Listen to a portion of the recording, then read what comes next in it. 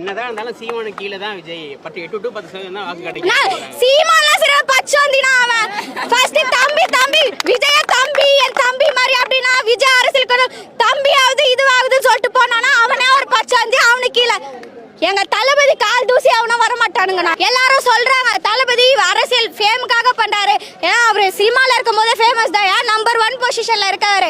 அப்படி இருக்கிறவர் எல்லாத்தையும் தூக்கி போட்டு மனுஷன் வந்து நமக்காக இன்னைக்கு செய்யறாருன்னா மக்களுக்காக மட்டும்தான் அவர் இன்னைக்கு செய்யறாரு. தளபதி கிட்ட இல்லாத காசா பணமா இன்னைக்கு அவரு ஒரு படம் நினைச்சா 500 கோடி சம்பளம் கொடுக்க டைரக்டர்ஸ் நிக்கிறாங்க. அதெல்லாம் உதறிட்டு நான் என் மக்களுக்காக வந்து நின்று செய்யறேன்டா நின்னுக்கிற எவனும் யாருமே வர மாட்டாங்க. உதயநிதியில ஒரு ஆளே இல்ல, உதயநிதி ஆள் இல்ல, அவங்க அப்பா முக ஸ்டாலின் ஒரு ஆளே இல்லனா எங்களுக்கு மேட்ரே இல்லனா. என்னோட முதல் ஓட்டே தலைவா உனக்கு தான் தலைவா, என்னைக்குமே உனக்கு நான் சப்போர்ட்டா நாங்க நிப்போம் தலைவா.